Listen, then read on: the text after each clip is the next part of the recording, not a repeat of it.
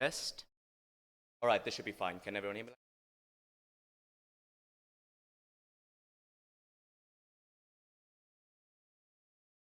Panel, participatory budgeting, specifically on the local level in developing countries, is a unique mechanism in order to have people's needs directly addressed on the ground. It is a unique mechanism to safeguard that money doesn't disappear in murky structures and prestige projects, but directly helps those on the ground, ladies and gentlemen. Specifically in developing countries, this is something incredibly important. Now, what is it that we're going to give up for the massive impact that I'm going to flesh out during this speech?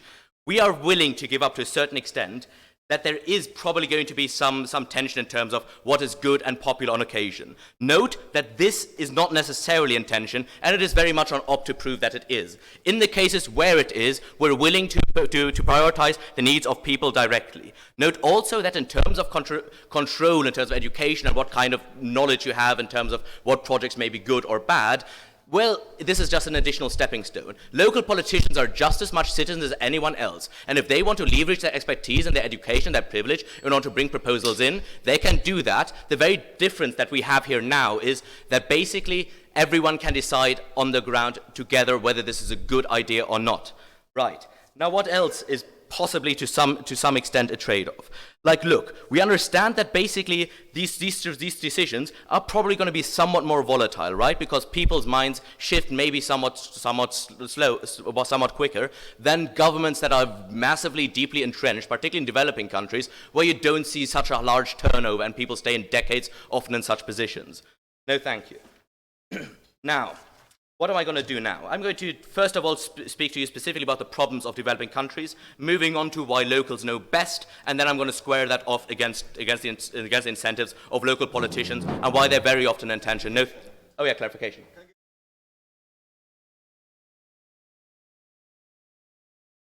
Well, basically, we believe that every local government has a nice town hall that you can go to. Notice very low entrance barrier because it's relatively close. You're not going to have to go to the faraway capital to do that. You can participate in the panel forum. You can probably put in a form beforehand or raise it during the debate, and then you can flesh it out together. These are things that we think we'll find reasonable mechanisms for. We don't think we need to get deeper into this. That's kind of beside the debate. Now, specifically, this House believes that motion, right? Now, specifically, why is this so important in developing countries? Developing countries uniquely struggle with accountability, right? It's explicitly what makes them developing, that you have democratic structures, that you have political structures that have not matured to the point where you would like it to. These are structures where we have structural problems in terms of different bodies holding each other accountable, and explicitly you tend to have a very large bureaucracy in which it's difficult to follow funds, in which you, sure.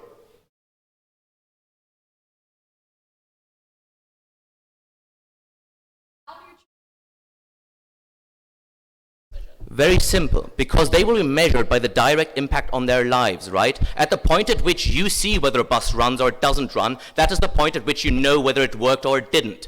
That is the unique thing also on local government level, right? This is why we're not doing this on the federal state. Note also, in addition to this, it's specifically large construction projects that local politicians have a massive incentive to get into, where it is easier to obfuscate money in terms of local contractors to make it disappear, right? Here what we have when it comes to local participatory budgeting is a very clear amount of money that is set from beforehand for a very clear service that they will be measured by. We think this is a unique mechanism for accountability.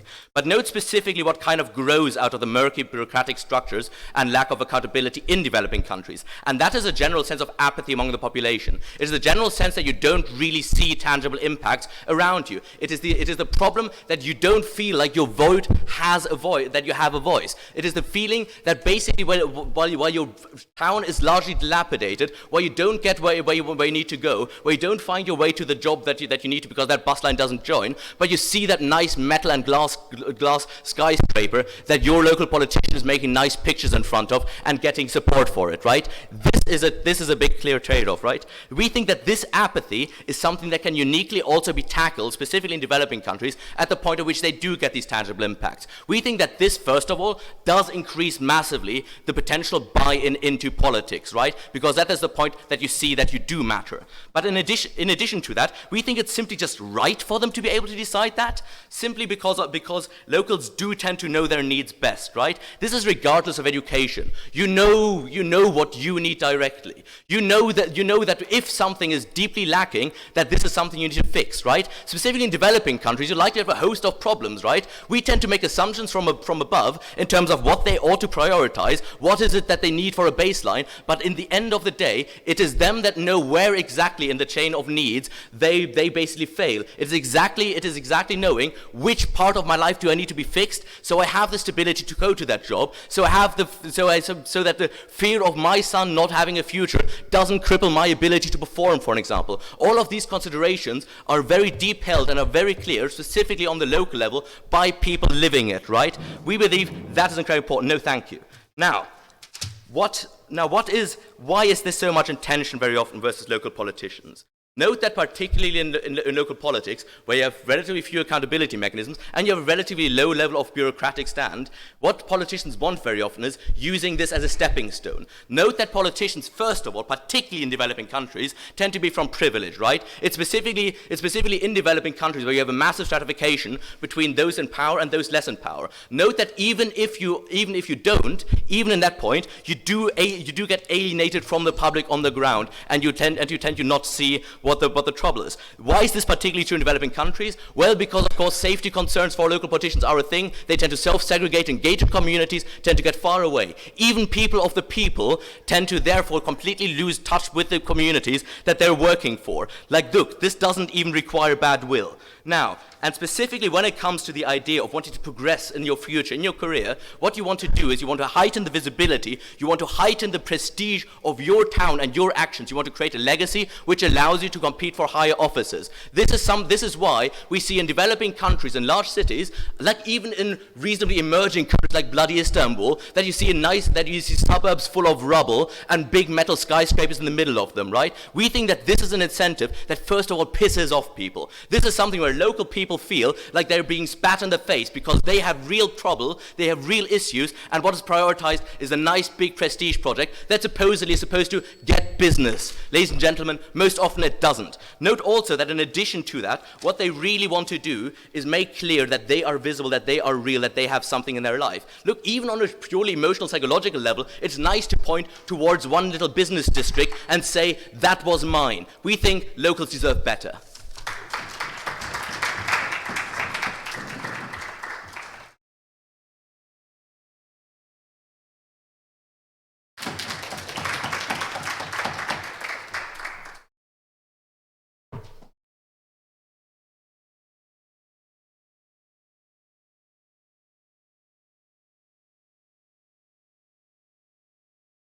Panel, I did two pieces of matter prep for this debate. Firstly, New South Wales, where I come from, has participatory. But more importantly, I've seen the Simpsons episode of the monorail, and everyone gets carried away with the song, and they think we want a monorail. The monorail is going to make us a great town again. They don't look how it's done. They don't look about the operation, who gets the contract. And that is where we fail when we have participatory budgeting. Firstly, responding directly to opening government before 2 points of substantive, why we get bad funding decisions, and why we harm recovery socially in post-conflict transitional justice communities and states.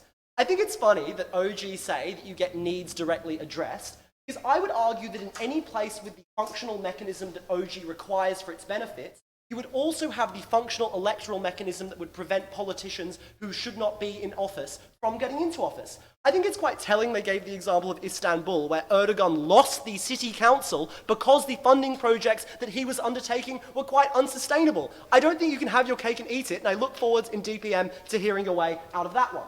But I also think their metric for outcome success is relatively weak. Because in every single project, especially in projects in areas which have systemic underlying issues with things like communication, education, and infrastructure, there is always a risk of failure. Development economics is not perfect. Local governments, crucially, have the expertise because while they have a large number of people from the local community, they also have people who will often be centrally trained in the local government, moving expertise and education to those local communities. They have the expertise which allows them to accept and embrace that risk calculus.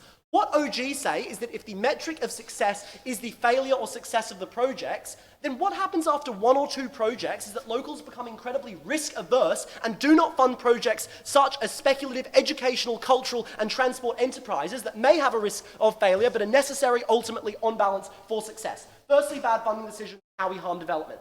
I'm going to characterize what participatory budgeting looks like. That is, multiple projects competing for popular support from a body politic which has a lower rate of expertise than the local government, right? Obviously, that causes huge recourse to narratives, tapping into ingrained biases and preferences, and ultimately sob stories. I give the example of why auditors found that microfinance initiatives where Western people selected the people who received the money were far less effective than those who actually got the money allocated, because it was simply a race to the bottom of who had the saddest narrative and who needed the most help. Secondly, I think also they are incredibly charitable to local communities to say that these people have, firstly, the information that they need to make these decisions, but secondly, the ability to comprehend the information to the degree that local governments can. I think local governments have an incentive to firstly push for an audit in every case because they know it will be an audit that they understand, because they often have representatives who have been educated from the central authority and not just the local community. So you're more likely to get that data, but you're also much more likely to understand it. I think that OG needs to prove in communities where you need educational NGO projects why the educational level is nonetheless high enough for them to comprehend the net benefits that certain projects are able to bring. But I also think on both sides of the house, and I'm going to be very comparative here and show you why we make the difference, there is a prisoner's dilemma in local communities. That is, often development requires local communities working together for collaborative initiatives, things like co-funded projects. Under the prisoner's dilemma, you do not know whether the other local government is going to cooperate to the necessary degree for you to move forward. But here's why participatory budgeting is far worse in the prisoner's dilemma and why local governments making the decisions overcome that. Firstly, you develop a working relationship with other local governments. Secondly, you are able to bind yourself. You cannot bind yourself as a community through participatory budgeting because you do not have the state mechanism that binds you to certain contracts as a legal entity. Thirdly, you are much more likely to get a quid pro quo because you have a much larger budgetary allocation, including all the things that you are not losing to participatory budgeting, plus the things you would on their side of the house lose, to trade off to get that kind of collaboration. We think that you need these things for development because communities need to work together. We also think that has massive social gains, which I'm now going to discuss in my second point, why we harm recovery. Because we heard nothing from opening government why participatory budgeting is not majoritarian, which means that projects can be ethnically, religiously, or culturally salient. Teaching a certain language in a local school, building a church, not a mosque, or vice versa, where there is a minority of the other community. Things like cultural education that only caters to the majority norms, and things like transport, even where you send buses. I think Ethiopian towns are far less likely to co-fund projects to send buses to the Eritrean border when you have minority Eritreans in those communities who do not get a say. We think this is particularly harmful in post-conflict states. Under the comparative, I would say that in most post-conflict transitional justice societies, there are at least some quotas for ethnic minorities to be represented in local government. And I'm going to take them at their best, and they're going to say that's disproportionate and non-democratic in principle. Here's why we don't care. We're fine with quotas being undemocratic and in principle disproportionate for 2 reasons. Firstly, because it in principle redresses a past wrong, but secondly, often because those ethnic quotas are disproportionate under the status quo, but they are proportionate before things like massive war crimes and atrocities were participated and continued in those communities. We think also you have a legal mandate in all these societies that binds the central government. That is, you are bound to undertake projects for certain heterogeneous societies to come together, which do not bind the citizen because they were not at the time of the drafting of the Constitution after those crimes against humanity. But we also think, more importantly, that under OG's mechanism where everyone shows up at the town hall, there is pressure and intimidation on minorities not to show up and vote because they are not playing along with the interests of the wider communities. They are being selfish. That is a narrative we do not want to bring to minorities who have already suffered under the majority rule for long enough. Closing. You talk about opening of this voting in these areas, but as a result, none of your stuff I think in local governments, it is naive to think that every single position is elected. You often have administrators that are sent by the central government, things that offer expertise, things that fill certain regional quotas. We also think that you have not given a mechanism in opening government why, even if we have majoritarian local governments and majoritarian participatory budgeting, why the budgeting will have the quotas that redress the past wrongs that most local governments under the status quo already have on both counts we win. I await to hear your extension on that. The impact is twofold. You obviously push out minorities from economic, social, and cultural opportunities when you do not provide for them. But importantly, you get no healing of divisions in these communities. Economically, because you do not tap into talent bases and certain niches that cultural minorities are able to offer because they cannot participate in projects that are tailored towards a very homogenous populace. But socially, we think you propagate the very norms of exclusion, of non-participation, and of not representing majority interests when you don't allow them to vote. That is what causes conflict, and worse yet, segmentation, when you force minorities to leave communities because their interests are not being represented under the status quo. We want less division and we want better development. We are proud to stand in opening opposition.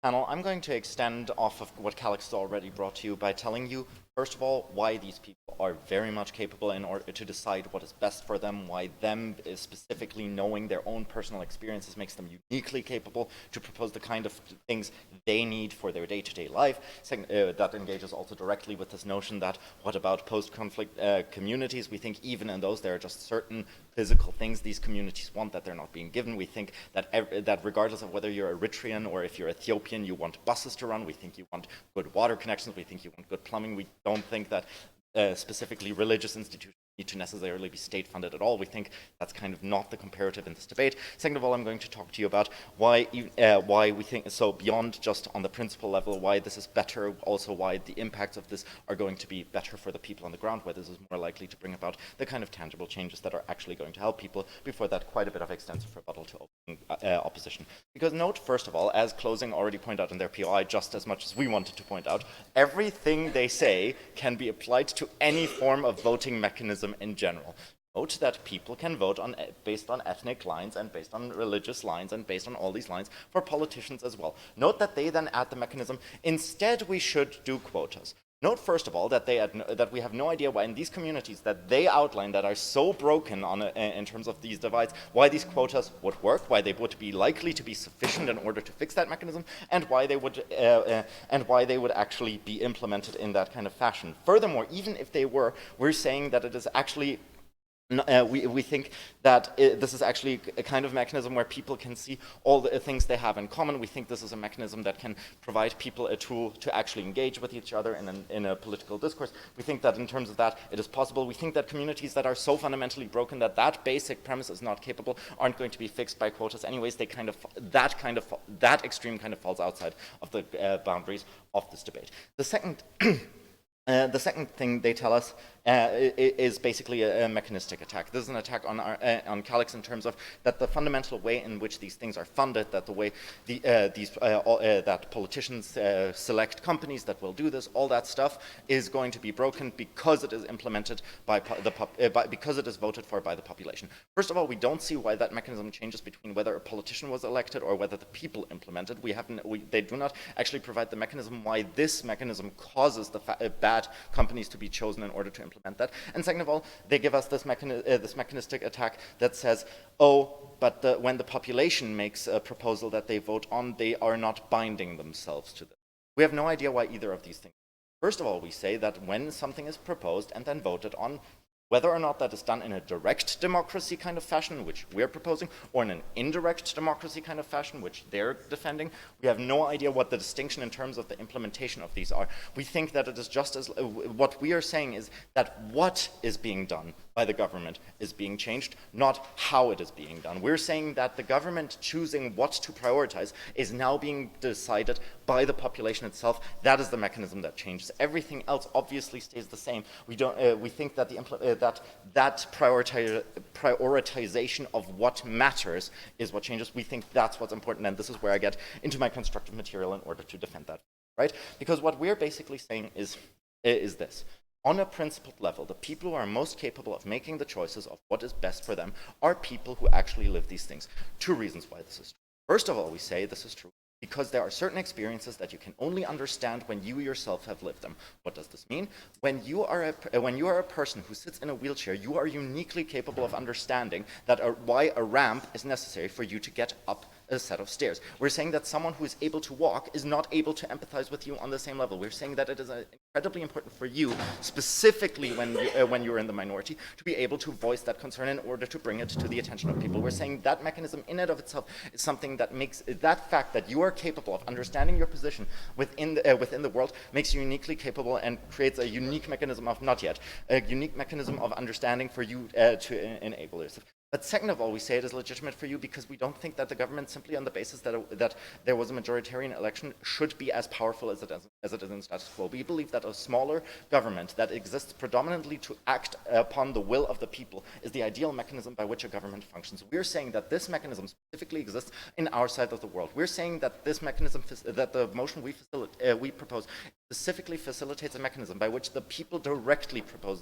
the policies that are being done by the government, and the government is purely a body that enacts the will of the people as it is presented by the people. We think that in the comparative world, this is the kind of world we prefer existing in. Before I get into my second point of constructive, I will take closing.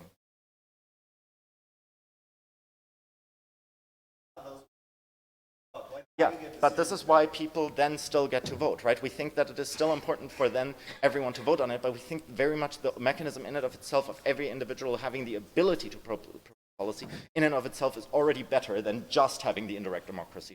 We think that mechanism is unique to our side of the motion, and so we think that's worth the kind of trade-offs they present to us. But then second of all, what do we think are the actual unique impacts that are likely to occur?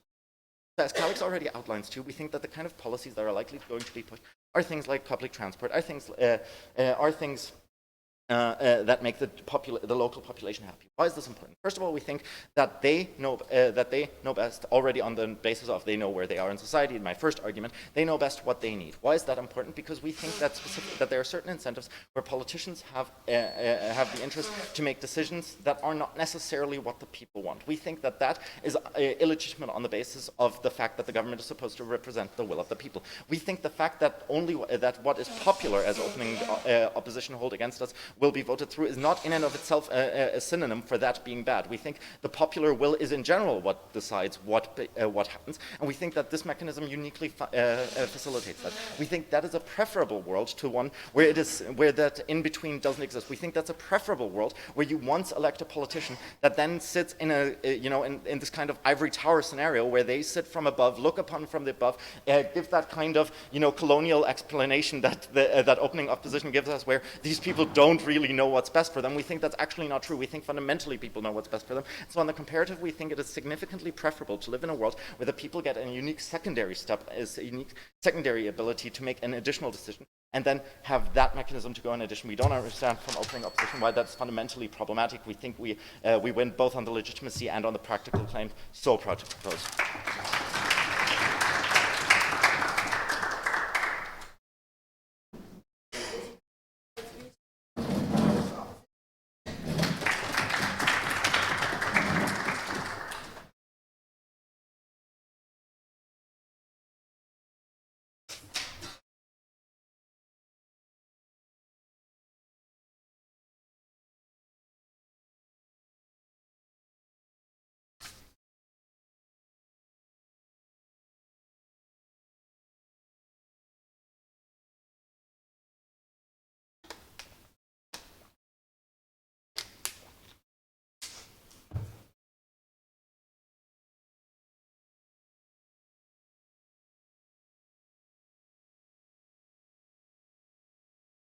Panel, I may have been coughing and blowing my nose through the majority of that speech, but I know an unresponsive case when I hear one, because the problem with opening government is not only do they literally repeat the same case in both their speeches, but they fail to engage in the crux of the mechanisms we bring you at first. That's things such as narratives like sob stories that convince individuals what they need. It's things like funneling corruption still through the operational mechanisms of the project. There's zero response from opening government about why that changes under their side of the House. That's highly problematic.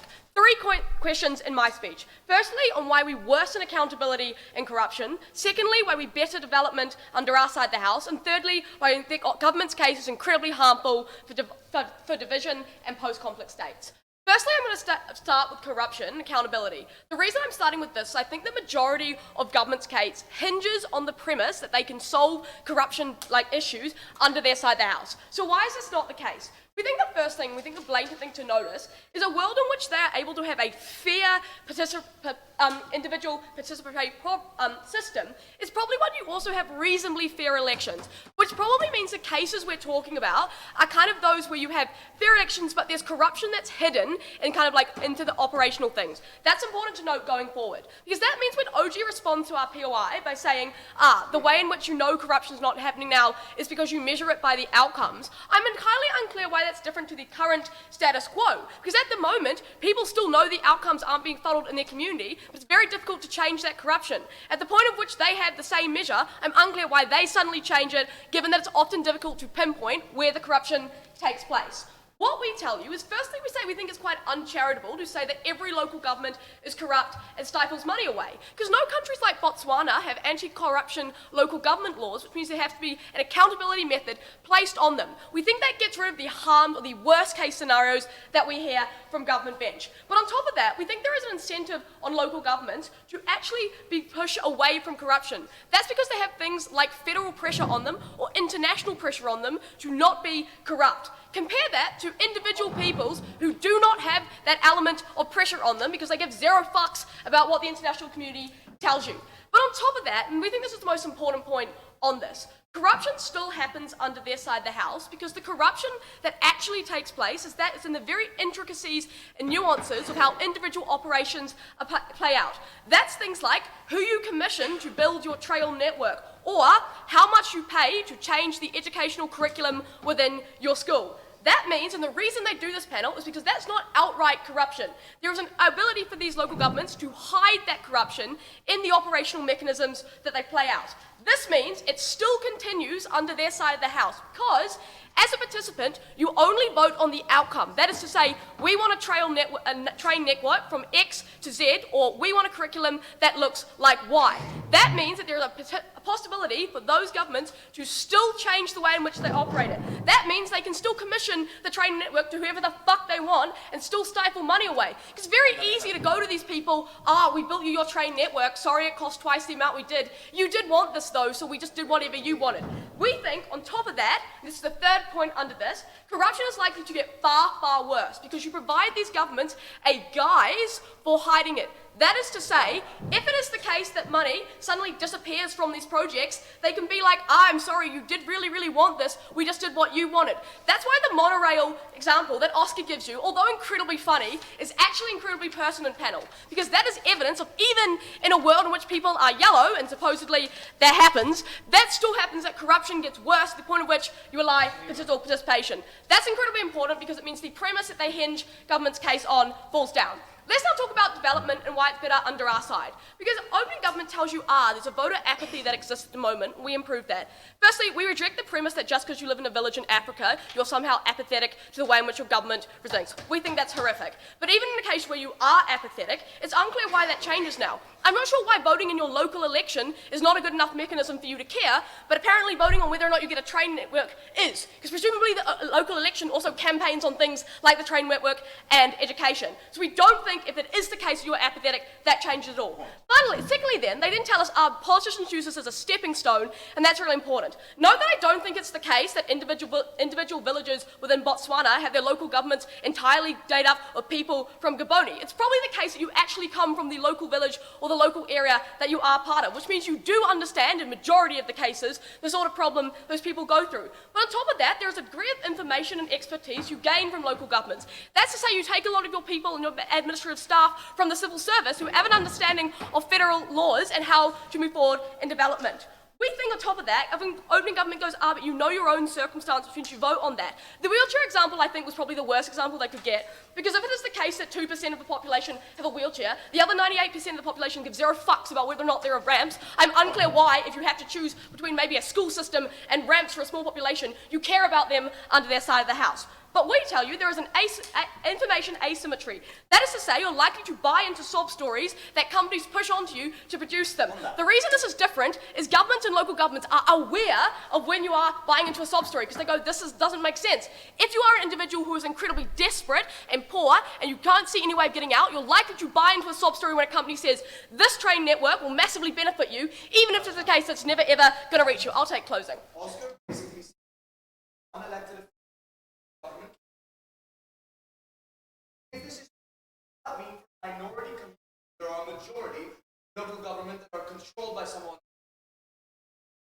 Perfect. That leads me on to my third point, so I'll get straight on to that. Noting finally on development, though, the prisoner's dilemma is likely to be worse under their side of the house, at the point at which you have zero incentive to cooperate with other communities because you're not binded by federal community laws and you have zero trust with other people. Let's talk about divisive and post-contract states. This brings directly to Corelli's POI. The difference between elections and voting individual circumstances is that there are often, one, quotas or administrative requirements for minorities. But more importantly than that, there is an incentive on politicians, at least some of them, to cater to that minority group. There is zero incentive on their side of the house, if you're the majority, to accompany that minority. But on top of that, there are often federal laws that are instituted in post-conflict states because the only way to get effective development is to care about those minorities that bind local governments to give one fuck about those minorities. The problem is as a citizen, you are not at all bound by those federal laws because there's no reason for that to happen.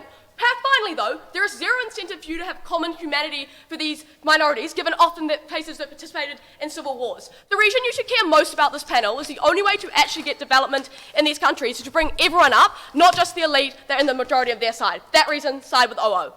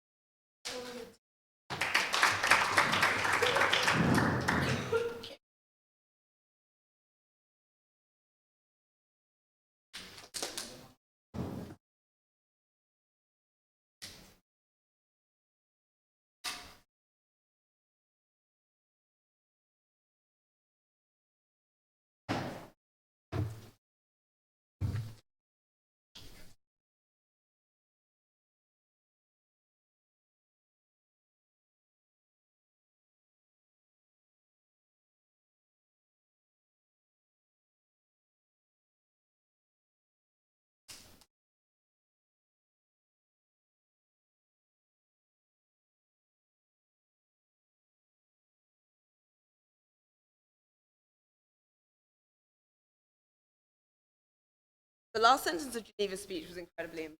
I think that developing countries are able to economic development, that everyone will be lifted up, and I think that that will be the most important impact in this debate, because I think that if we achieve economic development, then a lot of the political harms that both sides have characterized will be minimized, because I think that better educated, richer people are better able to hold their governments down, and I think that lifting people out of poverty is, like, on a hierarchy of needs basis, probably the most important impact in this.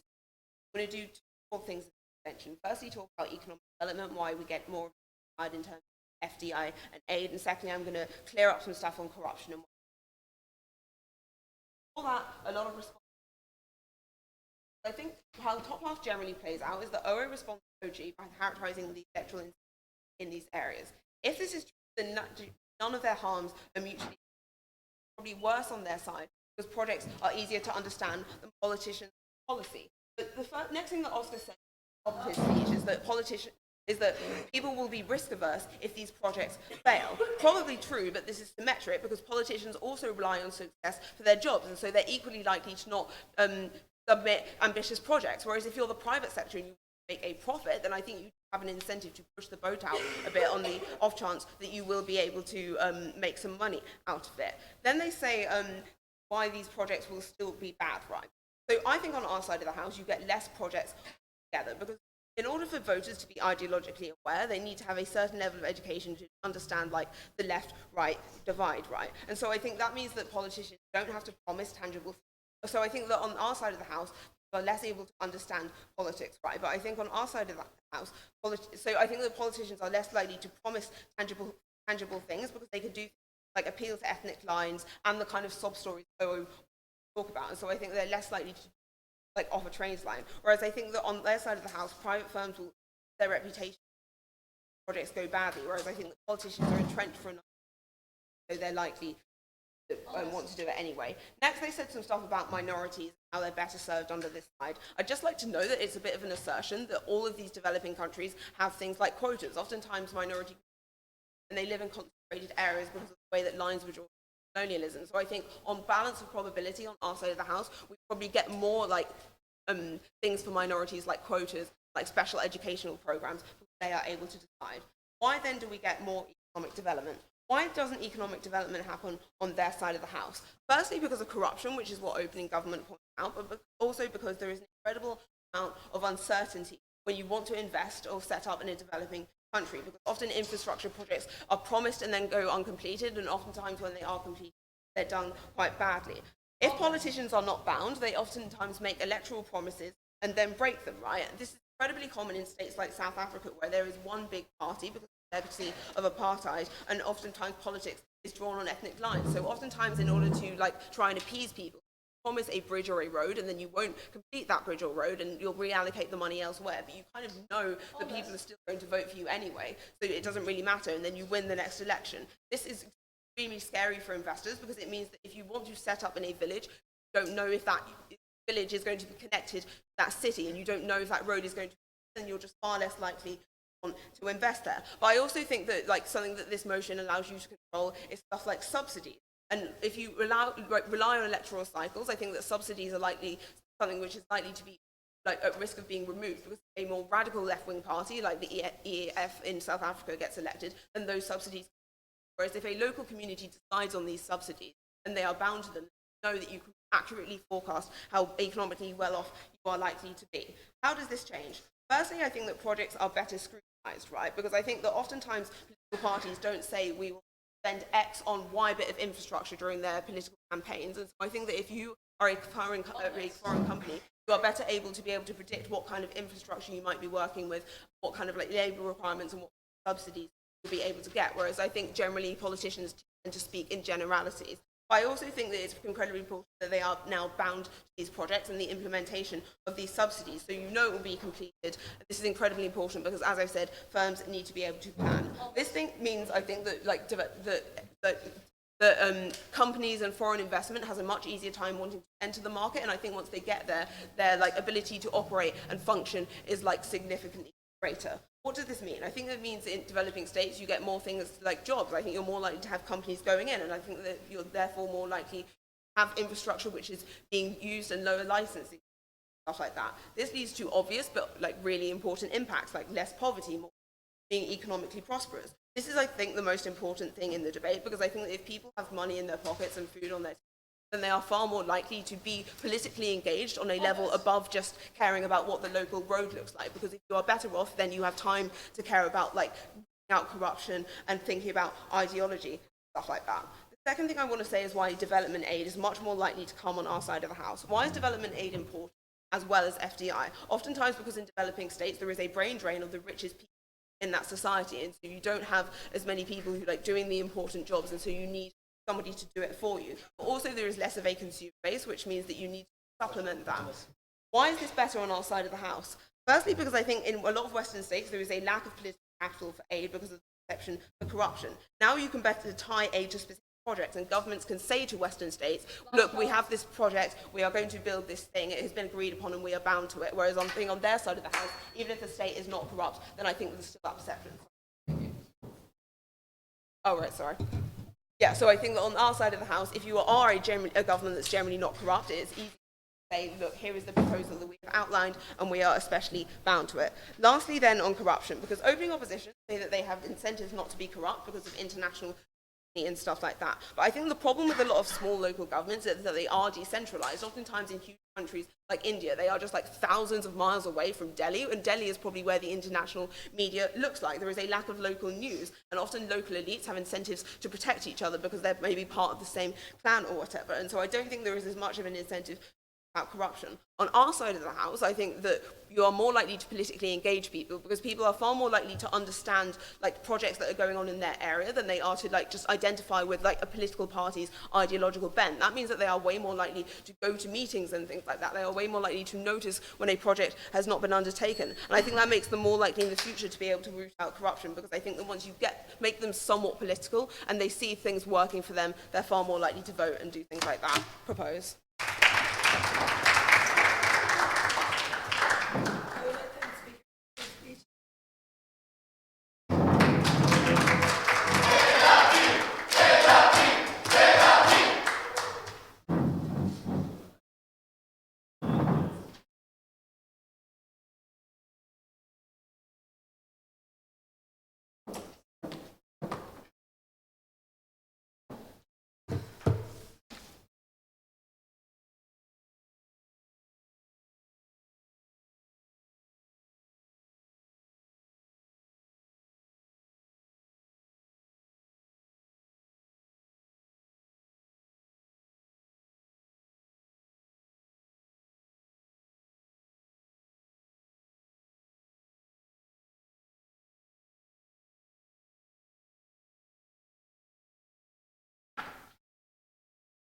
I think that all sides in this debate missed the most basic clash in this debate, which is just what's the different incentives of citizens versus local governments what projects are going to be promoted in both worlds, and why the projects are going to be better on our side of the house.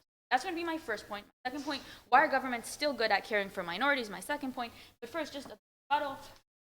Look, as far as economic development, we think that uncertainty is obviously way more likely on their side of the house, when we're not sure if the project will continue to get funding year after year because citizens are going to change their mind. Secondly, we said that we just think it's unlikely that big projects will ever actually get chosen to be done, and we'll explain that in my first point.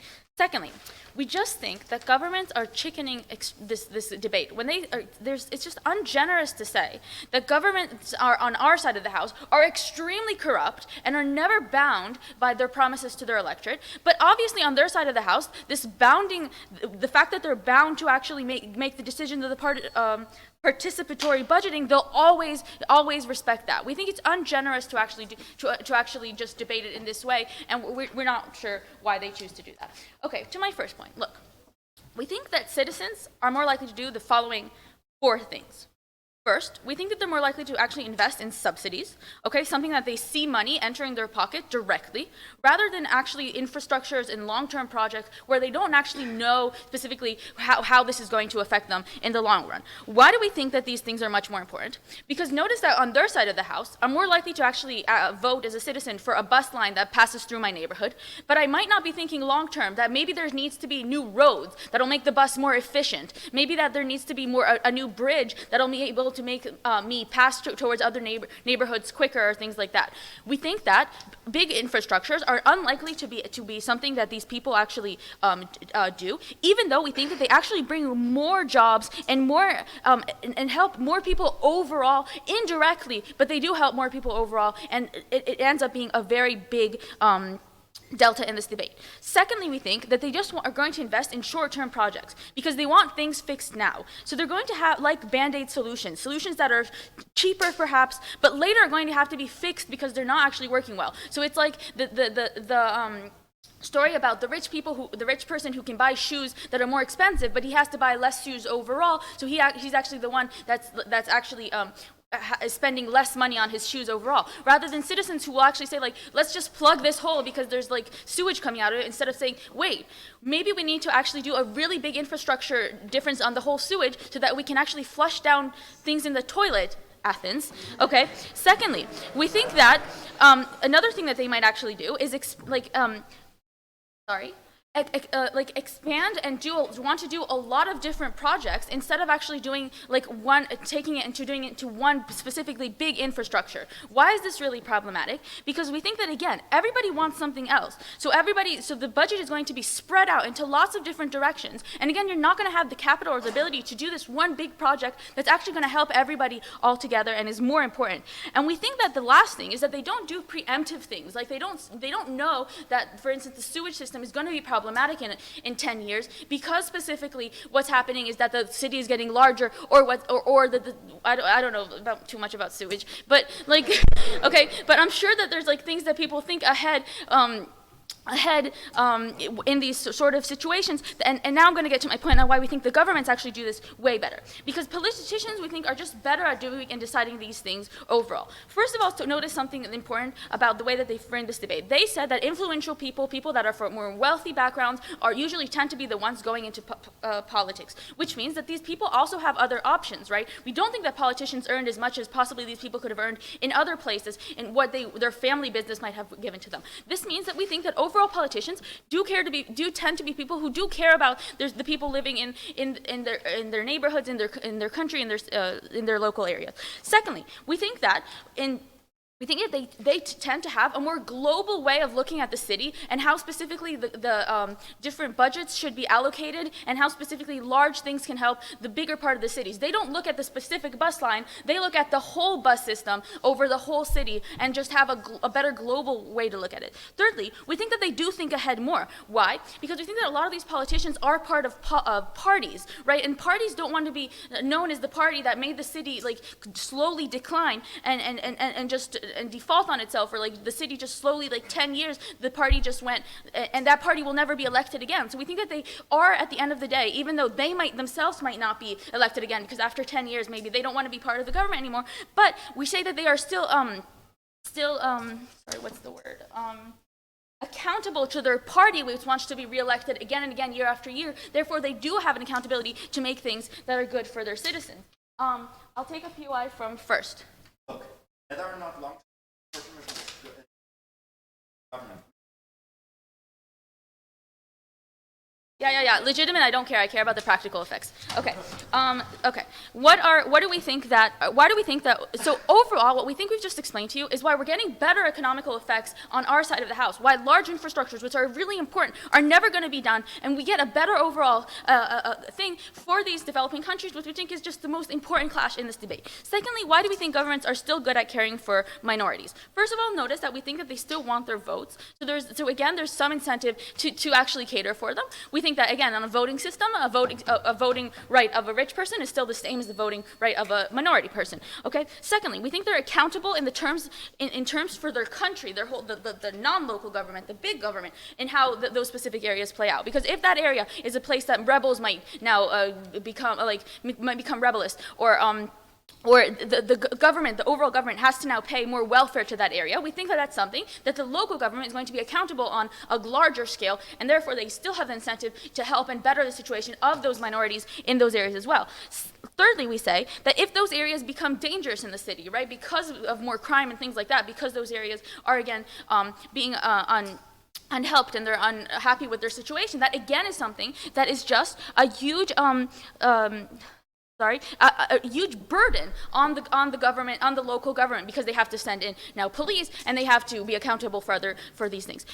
Notice that these things don't affect the majority of the people who don't live in this area, who have no accountability for what's happening there, are far away, and don't feel at all anything that's happening in those areas. They can be poor, they can be rowdy, but it doesn't affect them. Obviously, it is way better on our side of the house, and we help minorities even more. We're very proud to oppose.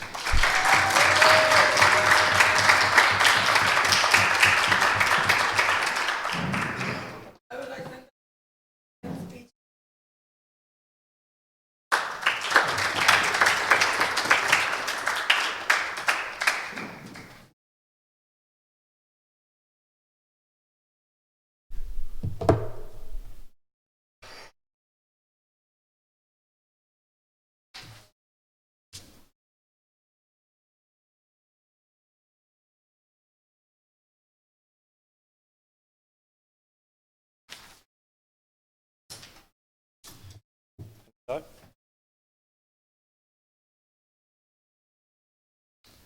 think the big problem with closing opposition is that they didn't listen to opening opposition. Because opening opposition's entire case was centered around the idea of these projects are going to be sold to people and they're going to be framed as something that you need.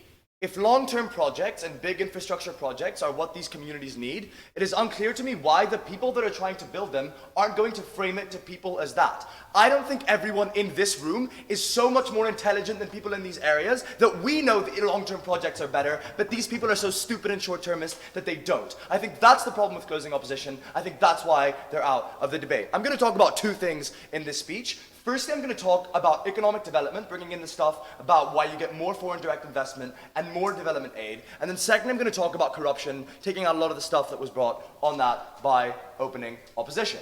Let's then start with development. Look, this was never really a debate about corruption. It was more about the perception of corruption, i.e. it's a debate about whether or not other countries and other states think you are corrupt. It doesn't matter whether you are or aren't, because if they think you are, which the majority of people will, given that it seems like everyone in this room and everyone in this debate seems to think they all are corrupt, if they think you are, then they're far less likely to give you aid. They're less likely to give you aid, and they're more likely to give you that aid, and they're more likely to give you that FDI when they think that you are bound by certain promises to your electorate that you have to keep because they have voted on them. Let's then look into the clash, specifically talking about what was brought to you by closing opposition, which opening opposition made a bit better than they did, but I'm going to respond to the entire argument as a whole. I think a lot of it was in OO. Let's then start with the first thing, right? I think the first thing I said was clear in my introduction, right? That if these projects, long-term projects, are so important, they're probably going to happen under either side of the house because they can be sold as being important. Stands to what opening opposition said. The second response to say is that governments can still obviously do some things, right? Because closing opposition, I think, assumed that governments control all of the budget and can no longer implement fucking sewage systems, right? I think that these aren't big infrastructure projects. Governments still have some purview over what they can and can't do. I think that probably means that a lot of these small stuff that they think is so important but unsexy is probably going to happen under our side of the house as well. But thirdly, if the government is as accountable to the populace as they say it is on the opposition, then I think that probably means that they're going to be just as short-termist, if not more. Why? Because if you're accountable and if you can be voted out, that probably means you have certain electoral incentives that mean you want to fix things in the short term. As a result, they don't get those infrastructure projects either. I think it's more likely to happen on our side because of the first response I gave you, because of the fact that these projects can be sold to citizens as an important long-term thing that you need to do and that will help you and it will develop your economy even more, and I think people are likely to choose that in that sense. The fourth response I have is just to deal with what opening opposition said as well, which was the idea that if these projects fail, or if one or two fail, people in the future are going to be risk averse. I think that is a fucking great thing, because if two of your projects fail, that probably means that the government isn't implementing them correctly, so you probably need to fix something, and as a result, people need to go back to the drawing board, right? I think that they just proved with that analysis why people are going to be sensible and not just chuck money at governments that are obviously failing to implement this money. I think it's a concession that people are probably quite clever and are going to do things well. Let's look though at the bad decisions analysis that was brought by opening opposition. I just want to point out that all of opening opposition is not mutually exclusive, because the way they respond to OG is to say that people can vote, so these states aren't as corrupt as you say. But if people can vote, it is unclear to me why the fact that they are uneducated is such a bad thing, right? Or is such a thing that works for their side. Because if people are as uneducated as they say, it is unclear to me why opening opposition want them to vote for fucking politicians. They want to vote for policies. They want them to look at political agendas. They want them to choose between parties, but they're telling me that they can't choose whether they want a bridge or a public toilet. I think it is a much easier thing to decide which project you want. So even on their metric of people are uneducated and the government needs to help them, I think they lose, because they need to be more educated to vote for the things that they want as opposed to the things that we want. I think that's why the majority of their analysis is out. But dealing with the second thing they say here about why there's less trust in other local governments, I think they massively assert this. They say that, oh, you don't trust another local government because I did an A-level econ and I know the words prisoner's dilemma. I don't know that this necessarily proves anything. All I think it proves is that they probably have the incentive to trust other governments, because it probably means that, you might want to, share a railway. Like, they never explain the incentive to not trust other governments, to not want to do this.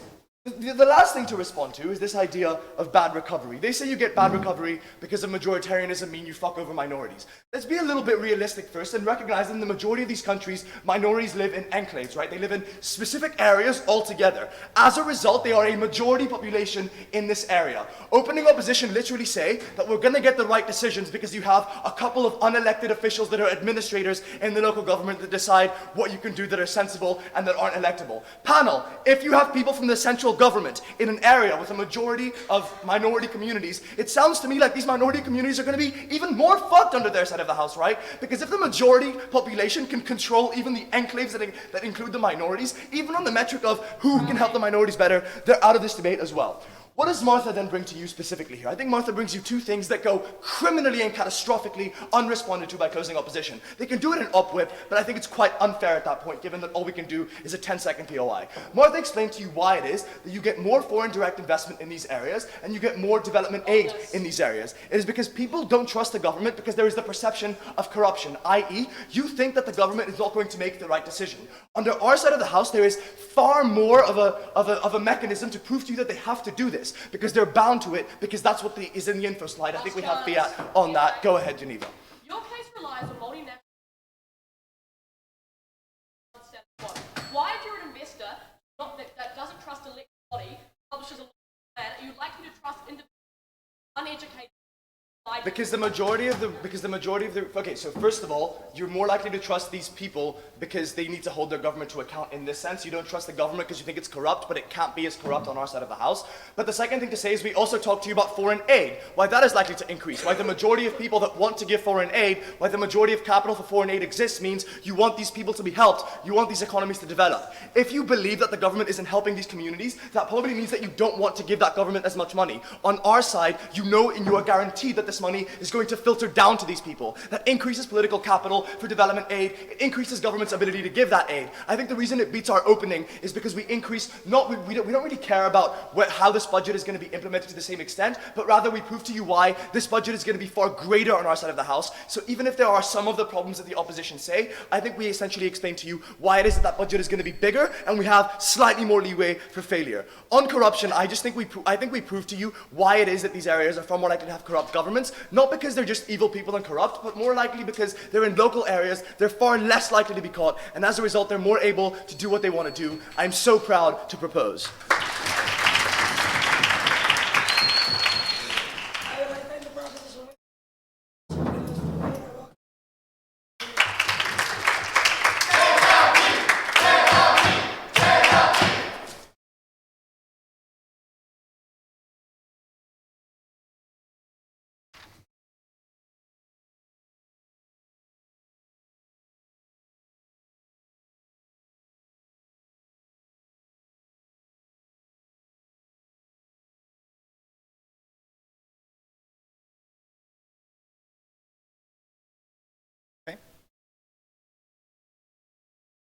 The most crucial thing for these areas is infrastructures. People need to have roads, people need to have trains in order to get to work, people need to have electricity, people need to have sewage. We're the team that shows you how this systematically doesn't happen on the government side, therefore we take the debate.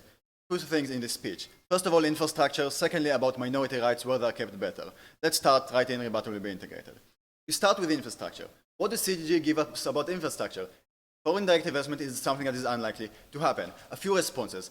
A, the vast majority of foreign direct investment, as pointed in the POI by the opening, is dealt usually with governments. The entire governments of the country are the ones that are dealing with this investment. They are the ones that are actually discussing this with the companies. These are the governments that the companies are actually looking at when they come to invest. They are very unlikely to look specifically at the local government. If these governments are good, they're likely to invest. If they're not, they're not. Secondly, they say, but they're unlikely to invest because of a few things. First of all, they talk about stability. Already a response from our extension speech. The models presented out by the government is very, very unstable in its nature. Why? Because people are likely to change their mind about what is happening and what is done. If foreign direct investment like stability, this is something that is unlikely to happen. Thirdly, if you buy our extension we are going to talk about infrastructure is less likely to happen under their side of the house. Foreign direct investors love infrastructure, love a stable infrastructure, specifically in the areas when they want to invest. Therefore, this is something that is happening more under our side of the house. Let's then discuss further. Opening government tell us that each individual knows the best for himself and can make the best decision for himself. We give you specifically the problem there. The problem is the aggregation of what each individual thinks and what each individual wants does not result in the infrastructure that is beneficial for everyone in these countries. What have we brought you? We have brought you the short-term incentive, and the short-term incentive both in time and in locality. That means that I see what is better for me on the very short term. What do I need now, and what do I need around me? That is that example that I need this specific bus around me, and I'm not considering what is happening on the rest, on the entirety of the city. And that's talking about band-aid solution, that I need to fix something in the long term, in the short term. Daphne characterized to you the result of that you like to get lots of small things in lots of smaller areas that actually solve the problem. And that was specifically and crucially characterized to you where people will never inherently think about the expansion of the city, the infrastructure that will be needed later. Even if they want what is best for themselves and what is best for the city, they're very unlikely to think what is happening on the long term when the city expands. We have got responses to that. Let's deal with them. They say to us that people aren't stupid and consider infrastructure. We don't say that people are stupid. We think that each individual, as opening governments say, considers specifically what is best for that individual at that point in time, at that location specifically. We don't say they're stupid, they're just making the decision that is they think, and probably might be, the best individually for them. But it doesn't result in the infrastructure that we're talking about. The second response is, oh, but you still have some budget for infrastructure.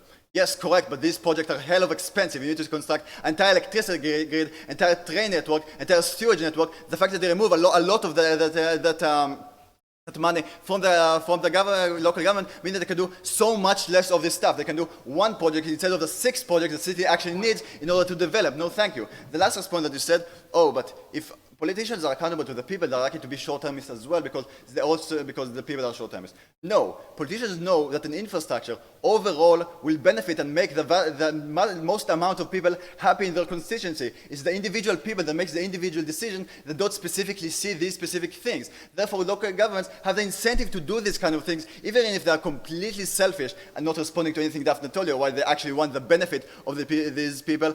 Therefore, they're likely to do that. Let's continue then. We told you specifically then, to conclude that point, why governments have the ability to do that, why they have the global perspective, why they have the care, why they have the information, why they have, crucially, the future information about how this city is likely to grow, what infrastructure is likely to be needed in the future, and construct that. No, thank you.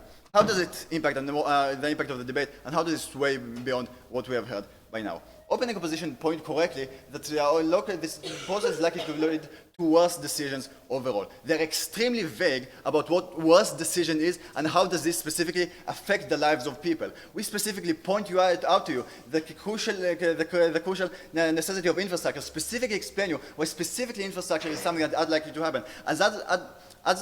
As I've opened my speech, infrastructure is so crucial to people. You need to have the electricity grid. You need to have a train network to actually have the ability to move around jobs and then better your life and better yourself. You need to have a cellular network in order for people to communicate and for businesses to happen. These are the most crucial things for cities to happen. Therefore, we agree with our opening opposition that some worse decisions are going to happen. We actually bring you the mechanization of what these decisions are and why they're important. We rank about opening government because we show you why the process of each individual choosing for himself is a process that is likely to hurt everyone overall. And to tackle the legitimacy point, we don't actually care about if it's legitimate for each and everyone to choose when the overall decision is worse for the most people on their side of the house. Closing. At best, you ability to do. Martha gave you a lot of reasons why they will never do it. They can explain to us. No. Think that, A, if you say that governments are accountable to people, we say that they are accountable to people in actually giving them what they want, therefore they will do that. Secondly, Daphne has told you why there are, the vast majority of time, actually good people that actually want to take care of this population. Third response will actually be when I discuss the last case. Let's discuss minority rights. Opening opposition tells us that there's going to be a tyranny of the majority. Governments say that this is symmetric to the local governments anyhow. The mechanism that OO give us to why this is not symmetric is there is external pressure and there is accountability. Daphne specifically explained to you what this accountability is and how does it come to play. Daphne tells you that when areas are neglected and when areas are poor, this actually carries massive cost for this local government. You need to care for welfare, you need to send police there, you need to take care of the medical bills of specifically these people. These are massive, massive costs to government. So even if you believe that governments are corrupt and governments are bad, this is actually within their own individual interest to care to, at least to some extent, for these minorities. And Daphne points out that this specifically does not happen for the rich people that don't live near these areas and specifically are not affected specifically by these things. How does this then rank between above our opening? We give the systemic reason where every government, if it doesn't have low above pressure or with every situation, even if it's completely corrupt, is something that is likely to do that. And this is the third response to the POI that I just got. We think that the infrastructure solves this problem, therefore also save costs for government. Therefore, even if they are corrupt and bad, this is something that they are very likely to do. For all of these reasons, please oppose.